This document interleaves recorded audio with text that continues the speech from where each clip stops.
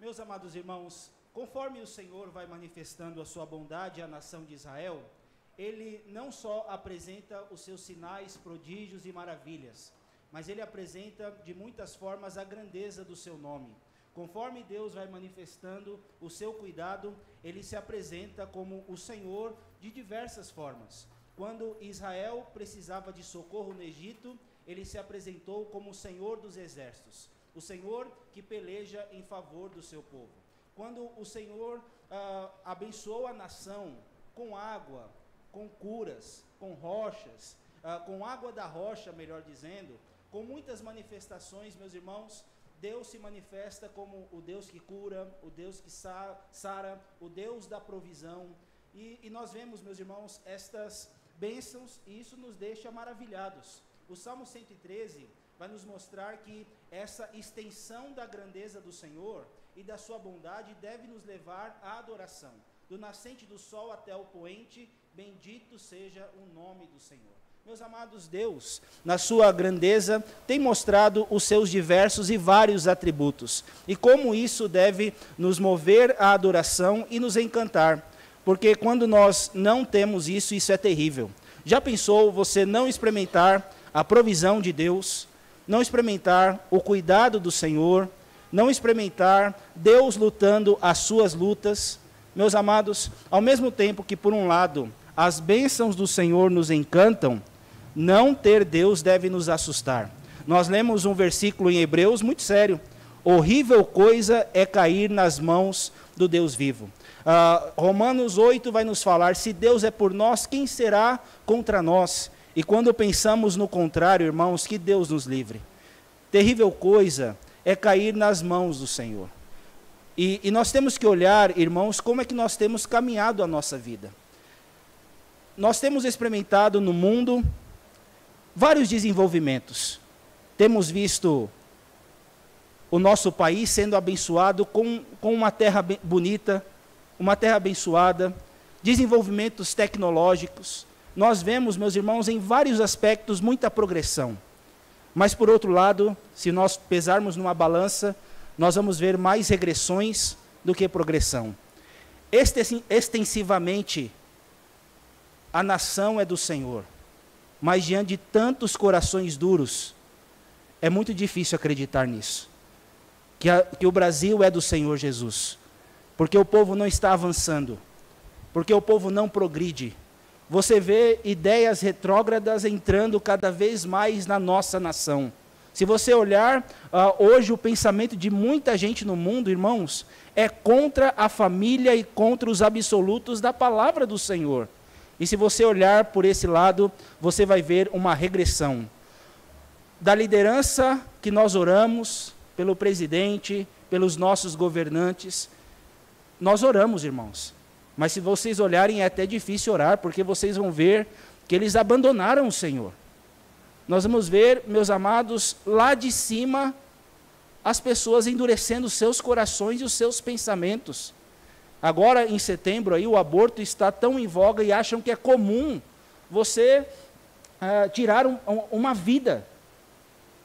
E tem gente que fala nessa linha de pensamento que os valores da família estão antiquados. E, meus irmãos, temos que olhar como nós estamos vivendo, porque nós não podemos regredir, mas nós temos que ter Deus na nossa vida. Se nós olharmos como nação, dificilmente o nosso país, temos que orar por isso, viu? Dificilmente o nosso país como nação vai se voltar ao Senhor. Mas eu espero que neste Brasil, o Senhor nos levante como remanescentes fiéis e nos faça sempre ter um coração voltado para a presença do Senhor. Meus irmãos, desde Caim, você vai ver muitas pessoas se desenvolvendo de várias formas. Caim matou o seu irmão, mas ele desenvolveu. Mas desenvolveu longe de Deus. E você vai ver que quando Adão perdeu seus filhos, ou seu filho, com Sete e Enos, se começou a invocar o Senhor. Por um lado, Caim prosperou financeiramente e tecnologicamente. Mas a maior prosperidade que nós temos na vida, irmãos, é ter o Senhor ao nosso lado. Precisamos caminhar com a presença dEle na nossa vida. Porque nós, meus irmãos, não podemos ter a nossa história hoje com o Senhor e abandoná-lo no amanhã. Que Deus nos ajude, como igreja, como Brasil, como pessoas que fazem parte de uma nação, para que nós não abandonemos o Senhor, meus irmãos. Porque abandonar a Deus é cavar a sua própria cova. É sobre isso que eu quero falar, meus irmãos, nessa noite. A nação de Israel foi um povo extremamente abençoado pelo Senhor. Conforme ele marchava, conforme ele avançava, Deus mostrava as suas maravilhas. Quem era o Senhor? Mas infelizmente, irmãos, a nação foi avançando e no tempo de Oséias, mais uma vez, dá as costas para o Senhor. O juízo aqui é inevitável. Deus vai pesar a sua mão. E, meus irmãos, Deus vai lograr misericórdia futuramente. Mas para os irmãos terem uma ideia do peso do texto, ele vai falar no capítulo 13, não vejo compaixão agora para vocês, povo. Eu não vejo como exercer misericórdia por causa da dureza do coração de vocês. Muito sério isso, meus irmãos. É uma palavra e uma sentença muito pesada. O texto vai nos falar assim: Israel, a ruína está em você. Então, setembro é conhecido como o mês do suicídio. Israel estava cavando o seu próprio suicídio, irmãos, porque não se voltou para o Senhor. Não colocou a sua vida para glorificar o nome de Deus que tanto fez por eles. E assim, meus amados, Deus vai mostrar a sua mão pesada e vai destruir essa nação. Vai destruir e causar a ruína desta nação. Meus amados, o livro de Oséias é um livro que, mesmo com essa palavra, mostra o cuidado do amor de Deus. Mas nós vamos ver nesta noite, através de figuras, como nós devemos nos voltar para o Senhor e não cavarmos a nossa própria cova. Irmãos, tantos hinos que falam sobre isso, quantos que corriam bem, de ti longe agora vão. Na nossa vida, o importante não é começar bem, não é ter um bom meio, mas independentemente da trajetória, terminar bem. Terminar com o Senhor. Colocá-lo na nossa vida e fazer com que ele reine, governe no nosso coração, irmãos. Então, eu queria nesta noite falar sobre este tema. Retrato de um povo que cavou a sua própria ruína. Então, olha, tem até 3 linhas ali, né? O Wanda regalou o olho ali. Pastor, está muito grande esse tema, mas dá para gravar, não dá? Dá para gravar? E é sério esse tema, né? Irmãos, justamente para que nós fortaleçamos a nossa vida. Você vai olhar Israel no tempo áureo, num tempo tão abençoado, quando Efraim obedecia ao Senhor, as nações tremiam. Mas quando abandonou a Deus, virou palha. Vamos ver, irmãos, então, o que a palavra do Senhor nos ensina nestes retratos. Então, o primeiro retrato, meus irmãos, que fez com que Israel cavasse a sua própria cova, ou a sua ruína, foi a idolatria. O que nós temos no nosso coração, irmãos? Não sustentemos idolatria no nosso coração. É uma coisa muito séria, que o texto vai nos ensinar nesta noite. Vamos ler a palavra, irmãos, versos 1 a 3. Quando falava Efraim, vamos ler todos juntos? Quando falava Efraim, havia tremor, foi exaltado em Israel, mas ele se fez culpado no tocante a Baal e morreu. Agora pecam mais e mais, e da sua prata fazem imagens de fundição, ídolos segundo o seu conceito, todos obra de artífice, e dizem: sacrificai a eles. Homens até beijam bezerros. Por isso serão como nuvem da manhã, como orvalho que cedo passa, como palha que se lança da eira, e como fumaça que sai por uma janela. Então, irmãos, vamos olhar este retrato. Nós vamos ver que Israel teve um começo abençoado. Efraim, irmãos, pode ser retratado tanto como a nação como um todo, mas como a principal tribo do Reino do Norte. Aqui é justamente nessa segunda ideia. Irmãos, Efraim, quando obedecia, o texto fala que quando Efraim pronunciava a sua voz, havia tremor, havia respeito das nações aqui, irmãos. Não é apenas uma postura de temor e respeito ao Senhor da nação, mas era um povo que causava tremor nas outras nações, não pela força que eles tinham em si, mas porque o Senhor era o seu braço forte. O Senhor cuidou da nação e mostrou a sua bondade. Meus irmãos, em toda a história de Israel, quando o povo dependia do Senhor, até aquelas lutas improváveis eram vitórias. Mas o texto vai nos falar, irmãos, bastou Israel ou Efraim adorar a Baal, aí que a coisa complicou, irmãos. Então, só a segunda parte vai falar assim: foi exaltado em Israel. A ideia, irmãos, é que na obediência Deus levantou este povo. Deus levantou a tribo. Deus exaltou e fortaleceu a tribo e a nação como um todo, por causa da dependência que a tribo tinha na presença do Senhor. Mas o texto fala: mas ele se fez culpado no tocante a Baal e morreu. Meus irmãos, olhem, hoje nós não fabricamos prata, nós não fabricamos ídolos no lar, mas temos que tomar muito cuidado com a forma como vivemos o nosso conceito de vida, porque o texto no verso 2 vai falar que eles faziam coisas segundo o seu próprio conceito, e muitos de nós, meus irmãos, se não tomarmos cuidado, podemos fabricar ídolos do coração. E o texto fala, por causa de uma confiança que eles tinham não em mim, mas em Baal, eles foram destruídos, meus irmãos, eles foram mortos. Essa foi a causa morte da nação e da tribo de Efraim, irmãos.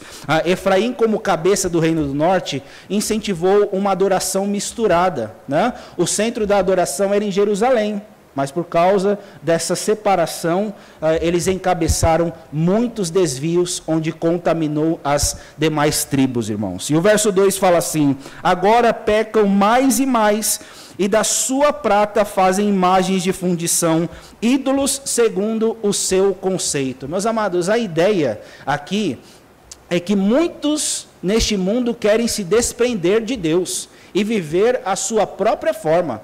Não quero o Senhor. Mas muitas vezes uma idolatria eu não quero viver e colocar Deus no centro. Eu quero colocar o meu conceito à frente, as minhas ideias, a minha forma de pensar. Então, o ídolo, o Deus, era feito conforme o seu conceito. E aí o texto fala, irmãos: todos obra de artífice, e dizem, sacrificai a eles, dediquem o seu tempo. E aí, meus irmãos, no Reino do Norte tinham 2 bezerros, 2 imagens de bezerros que eram adoradas. E aí eles faziam imagens menores, beijando esses bezerros, meus amados. Então, muitos de nós aqui fomos tirados de conceitos de idolatria. Não sei se isso aconteceu com você, mas Deus me tirou de um conceito idolátrico. Aqui é uma regressão. O povo tinha o Deus vivo e verdadeiro, e estava colocando num bezerro uma imagem feita por mãos humanas a sua adoração. Iam lá, devotavam o seu tempo, sua vida, seu coração, e colocava essas imagens em primeiro lugar. E aí, meus irmãos, não tinha outra saída. O verso 3 vai nos falar que um povo que uma hora foi exaltado, agora seria humilhado. Verso 3 fala: por isso são como nuvem de manhã, como orvalho que cedo passa, como palha que se lança da eira, e como fumaça que sai por uma janela. Meus amados, vocês já viram aquela nuvem? A previsão está quente. Eu e o presbítero Marcos cedemos hoje, tá? Hoje estamos sem terno aqui na frente. Está muito quente mesmo.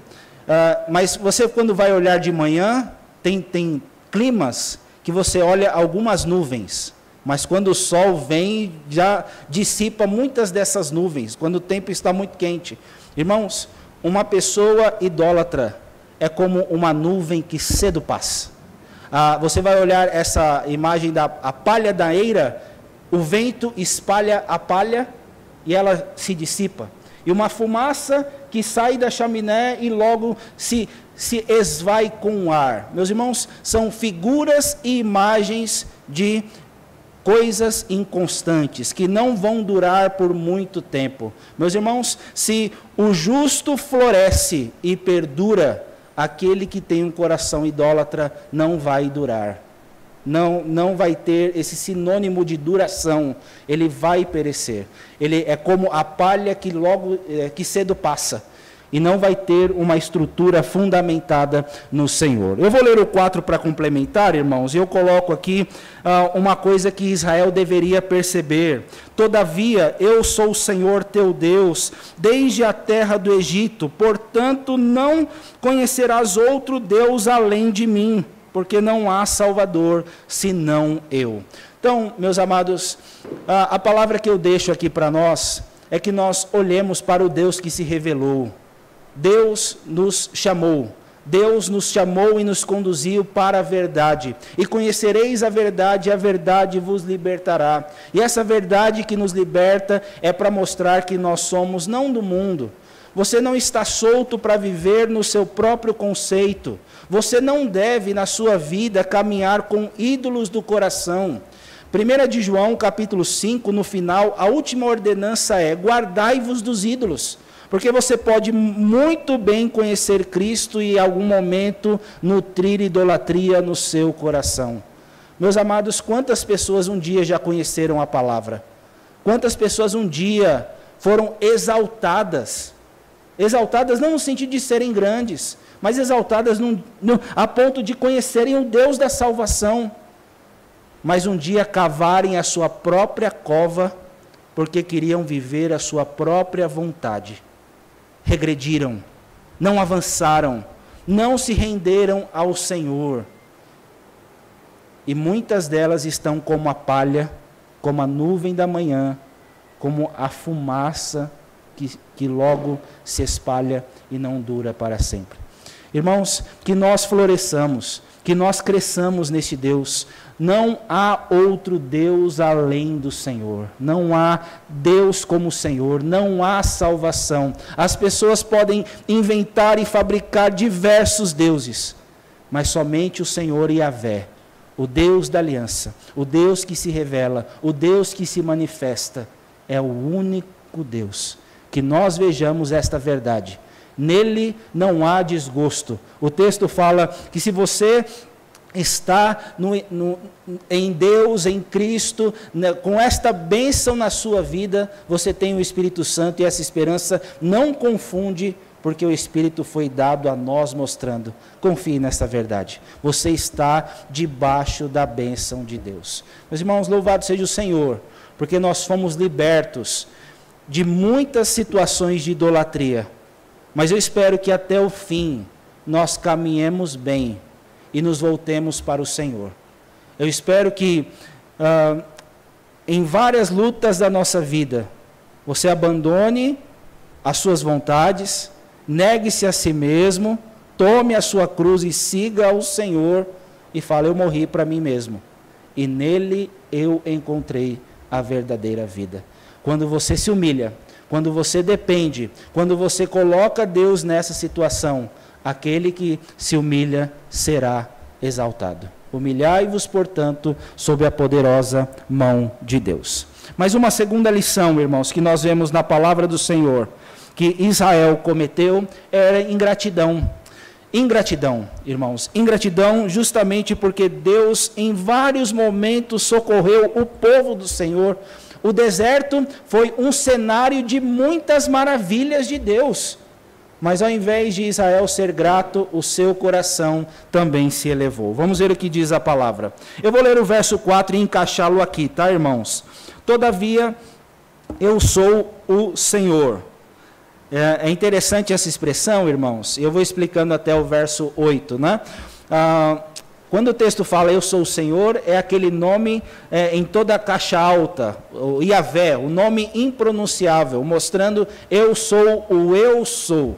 O Deus que se revela, que mostra a sua grandeza como Deus da aliança. O povo pode abandonar a Deus, e acaba fazendo isso, mas Deus não abandona, porque Deus tem uma aliança eterna. Eu sou o Senhor grandioso, o Yahvé, mas eu sou o Senhor teu Deus, Deus de uma forma pessoal, desde a terra do Egito. Irmãos, por mais que tenham tantos deuses fabricados, quantos deuses existem nesse mundo? Um só. É Deus falando, irmãos. Anotem na Bíblia de vocês, Isaías 43, 10. 9 e 10. Não há outro Deus diante de mim. Nunca houve antes e nunca haverá. Irmãos, nunca haverá. Passado, presente e futuro. Não há outro Deus senão o Senhor. Tudo que tem aqui contrário é conceito humano.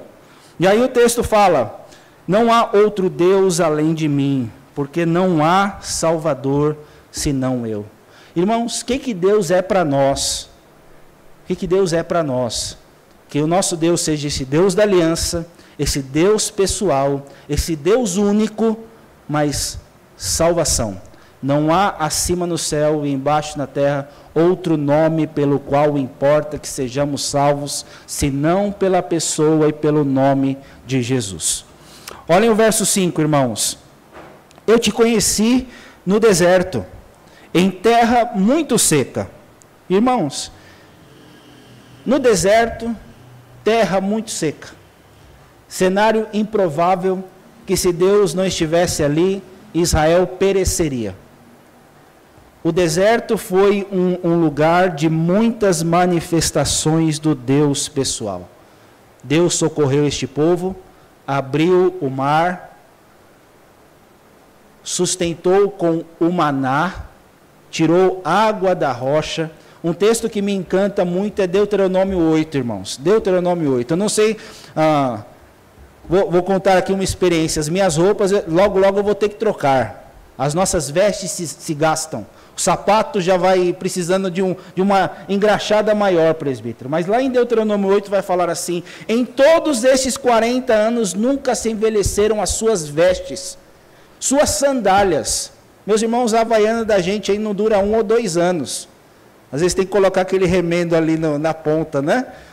Meus amados, pode ser que alguns tenham outra, aquilo lá mais gasta, não tem jeito. E meus amados, olhem, quando nós vemos 40 anos, as vestes não se gastando, Deus sustentando este povo com o maná, de situações difíceis, de águas amargas sendo transformadas em doces. Quantas situações Deus se mostrou e estava com o povo ali? Quando vocês precisaram de mim, Israel, eu conheci vocês no deserto, em uma terra muito seca. Mas aí, irmãos, o verso 6 já coloca um outro cenário. Quando eles tinham pasto, o Senhor é o bom pastor, não é? Ele é o bom pastor. Mas o texto fala que quando Israel tinha pasto, eles se fartaram. E uma vez fartos, ensoberbeceu-lhes o quê, meus irmãos? O coração. E por isso se esqueceram de mim. Coisa triste, irmãos. Isso é um sinal de ingratidão. Quando hoje a filosofia de muita gente é buscar a Deus quando está precisando. E quando tem as coisas se esquece do Senhor. Isso é muito triste, irmãos. Eu não lidei aqui, mas eu já vi gente assim: pastor, ora por mim. Começa aí na igreja. E quando tem a sua bênção já recebida, ele se afasta. Quando tem um trabalho, quando tem alguma coisa da mão do Senhor, logo ele se esquece. Irmãos, numa pandemia teve gente que se aproximou de Deus e já não está mais aqui. Eu não quero citar, mas é uma situação assim, quando a situação aperta, correm para Deus. E você vê, meus irmãos, um cenário do cuidado do Senhor. Mas quando já tem as coisas, o seu coração se eleva novamente. A ideia de ensoberbecer, irmãos, é de um coração elevado, de um coração que se esquece, de um coração que fala: eu posso caminhar por mim mesmo. E aí o texto fala que eles se esqueceram de mim. Irmãos, e é aqui que vem uma figura muito séria. Quando você se esquece de quem Deus é, né? Não é só das bênçãos de Deus não, mas de quem Deus é, do Deus pessoal, de um Deus da aliança, de um Deus de amor, de um Deus que manifesta o seu cuidado.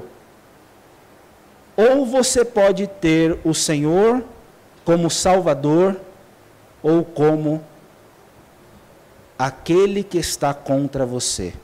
O verso 7 vai nos dar algumas figuras, irmãos, né? Ou ele é o seu pastor, ou ele é o leão que ruge. Ou Ele é o seu pastor que te dá pasto, ou Ele é o Deus que cuida de você no deserto, ou Ele é como a ursa que foi roubada dos seus filhotes. Não sei, irmãos, já viram esses programas de Discovery Channel? Se pegar o filhote dos animais, irmãos, vão para cima. E a ideia aqui é que por causa de uma ingratidão, Deus não iria a Israel como Deus Salvador, mas iria como leão para atacar. Que imagem terrível, meus irmãos. Se Deus é contra nós, quem será por nós? Este é o cenário. Olhem lá, vamos ver o 7 e 8. Sou, pois, para eles como leão, como leopardo, espreito no caminho, como ursa roubada dos seus filhos, eu os atacarei, e lhes romperei a envoltura do coração, e como leão ali os devorarei, as feras do campo os despedaçarão. Então, meus amados, Deus enviaria outras nações para despedaçar a nação escolhida do Senhor. Esse texto aqui, irmãos, está para nos mostrar que não adianta você falar, olha, eu sou do Senhor, eu tenho adoração, eu tenho culto, eu tenho a palavra, mas se você não tiver um coração disposto, um coração agradecido, uma fé genuína, terrível coisa é cair nas mãos do Deus vivo. Deus não está com você. Não adianta você só levantar uma bandeira, se o seu coração é misturado, se o seu coração não é grato. E, meus irmãos, pelos frutos o conhecereis. Que nós vejamos na nossa vida o que Paulo, o que Pedro vai nos dizer. Sou grato por tudo que eu me recordo de vós, pela operosidade da vossa fé, pela abnegação do vosso amor, pela firmeza da vossa esperança, e eu reconheço em vocês, amados, que vocês são eleitos do Senhor. E a ideia lá, na segunda carta de Pedro, com todas as bênçãos que nos foram dadas, aí eu vejo que vocês são escolhidos do Senhor. Precisamos, irmãos, dar frutos da nossa vida, sermos gratos, termos um coração grato na presença do Senhor, porque não adianta você apenas ter algumas bênçãos e ser levantado como um povo exaltado, um povo do Senhor, mas tem que ter vida real no dia a dia, e que esta bênção nos leve à gratidão, irmãos.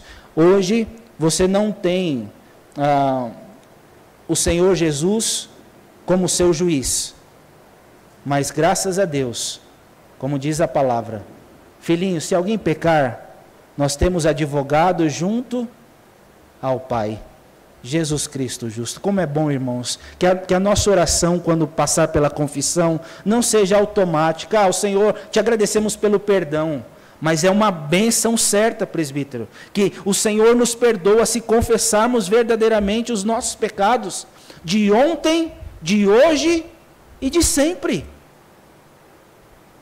É uma esperança que nós temos em Cristo, irmãos. Glória a Deus por isso. Mais uma terceira lição, meus amados. Insensatez. Tudo com I, hein? O tema foi longo, mas aí, ó, das divisões, teve um I aí para facilitar, tá? Mas a última não vai ter, a última não achei um I aí. Olhem lá, versos 9 a 13, irmãos. Vamos ler todos o 9? A tua ruína, ó Israel, vem de ti, e só de mim o teu socorro. Então, olha que frase, irmãos. Israel, vocês estão na ruína porque vocês estão colhendo isso, porque vocês estão confiando em si próprios e não estão olhando para mim, e eu sou o socorro de vocês e vocês não se voltam para mim. Irmãos, isso é uma insensatez muito grande. Olha o 10. Onde está agora o teu rei, para que te salve de todas as tuas cidades? E os teus juízes, dos quais disseste, dá-me um rei e príncipes. Dei-te um rei na minha ira, e tu tirei no meu furor. Deixe-me só explicar essa parte aqui, irmãos. A ideia é que Israel não se voltava na sua confiança para o Deus vivo e verdadeiro. Em vários momentos. Nós cantamos aqui, somente põe a minha fé na graça excelsa de Jesus, mas será que se colocar outra coisa no seu dia a dia? Não ceda, fique firme. O povo de Israel, irmãos, tinha a Deus, mas colocava fé nos seus reis, nos seus juízes. E em um dado momento, lá na história do profeta Samuel, antes disso, antes do profeta Samuel, até aqui vocês lembram? Antes de chegar Samuel, irmãos, existia um sistema de governo que cercava Israel. Qual que é o nosso? Democrático. Você tem aí, teve as eleições, né? No tempo de Israel era teocracia. Israel não tinha rei. O próprio Senhor era o rei deles. O próprio Senhor era o rei deles. Irmãos, que o Senhor nos governe. Independentemente da nação em que vivemos, que o Senhor reine sobre nós. Mas Israel chegou assim num dado momento, dá-nos um rei. E Samuel fica revoltado. E Deus sabe o que faz? Fica também. Mas ele fala assim, Samuel, dá um rei. Porque eles não se rebelaram contra você, eles se rebelaram contra mim. Foi uma atitude de rebeldia, irmãos. E Deus fala assim, na minha ira eu dei rei para vocês. Eu dei reis. Como forma de mostrar para eles que sem o rei dos reis não tinha como viver, irmãos. Não tem como viver sem a dependência do Senhor. E onde é que está o seu rei agora? Onde está a fonte da sua confiança agora? Onde está a confiança que você tem na sua conta? Na sua estrutura? No que você tem? Irmãos, qualquer coisa que nós coloquemos a confiança é uma insensatez se não for o Senhor. Olhem o verso 11 e 12. Dei-te um rei na minha ira e tu tirei no meu furor. Então, ao mesmo tempo que ele levantava, os reis abandonavam a Deus, caíam e a nação caía junto. Verso 12. As iniquidades de Efraim estão atadas juntas. O seu pecado está armazenado. Irmãos, isso aqui é algo impressionante.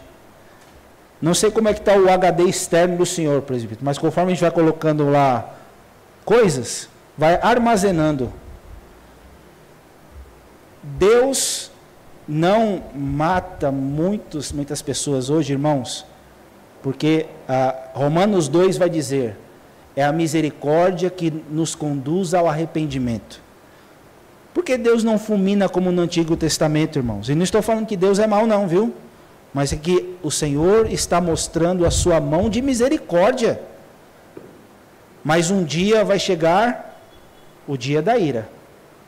Eu fico imaginando aquele que não tem a Cristo com os seus pecados armazenados, irmãos.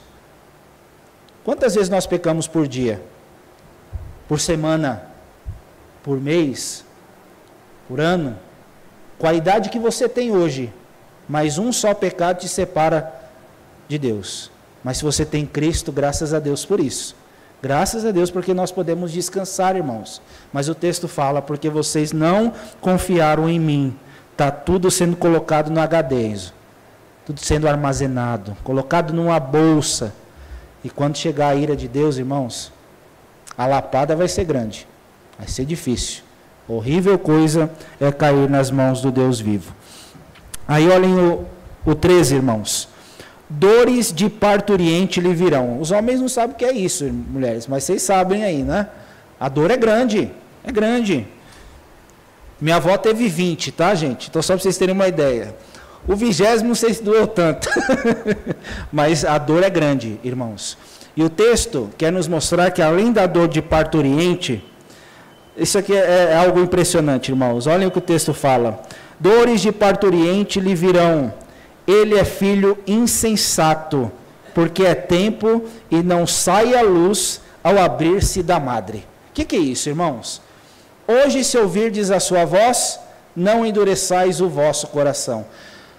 O senso correto para um bebê, o que é? É sair. Já viu aquele bebê teimoso que segura, não vai, não sai, e a mãe fica aperreada ali?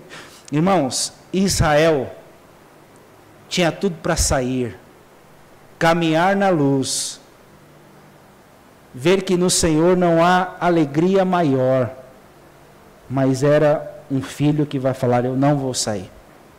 Estava preso na sua redoma, estava preso no seu orgulho, estava preso na forma de enxergar as coisas.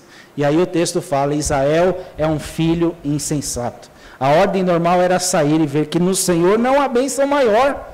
Não há bênção maior do que estar com o Senhor, meus irmãos. Mas Israel não queria dar esse passo, romper da madre e falar não a Deus como o Senhor. Que Deus, meus irmãos, nos livre de qualquer senso de insensatez. O senso correto da palavra do Senhor é nós olharmos o cuidado de Deus. O senso correto é que, uma vez conhecendo o Senhor, não há refúgio melhor do que estar com Ele. Deus é o meu refúgio e fortaleza, socorro bem presente na tribulação. Como é insensato, irmãos, como fugimos do senso correto quando fugimos dessa filosofia. Ao invés de eu ir para o Senhor, muitas vezes somos insensatos e causamos a nossa própria ruína. Mas eu termino, irmãos, com a rebelião. Aqui Israel já se rebelou, né? Com algumas atitudes, mas aqui tem uma outra figura, uma figura final de rebelião. 14 a 16. Eu os remirei do poder do inferno. Eu os remirei do poder do inferno e os resgatarei da morte. Onde estão, ó morte, as tuas pragas? Onde está, ó inferno, a tua destruição? Meus olhos não veem em mim arrependimento algum. Ainda que ele viceja entre os irmãos, virá o vento leste, vento do Senhor, subindo do deserto, e secará a sua nascente, e estancará a sua fonte. Ele saqueará o tesouro de todas as coisas preciosas. Samaria levará sobre si a sua culpa. Por quê? Porque, irmãos, se rebelou contra o seu Deus. Cairá a espada. Seus filhos serão despedaçados e as suas mulheres grávidas serão abertas pelo meio. Então, irmãos, aqui é um cenário de muita destruição. Israel cavou a própria cova, e por causa da rebelião, os filhos seriam mortos, as mulheres grávidas seriam partidas no meio. É justamente essa figura de linguagem, irmãos. Isso aconteceu, infelizmente. Poderia ter sido evitado. Se Israel se voltasse para o Senhor, se saísse da madre, buscasse refúgio em Deus, Israel poderia ter experimentado este livramento, irmãos. O verso 14 vai nos falar assim: hoje, Israel, eu não vejo em mim nenhum motivo para mudar de ideia.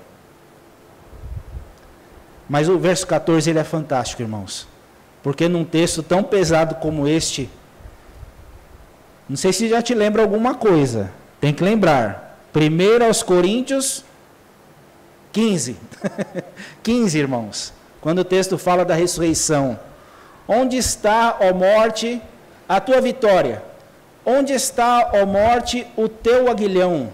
Tragada foi a morte pela vitória. Irmãos, a ideia aqui é que Deus ainda tinha um plano futuro para essa nação.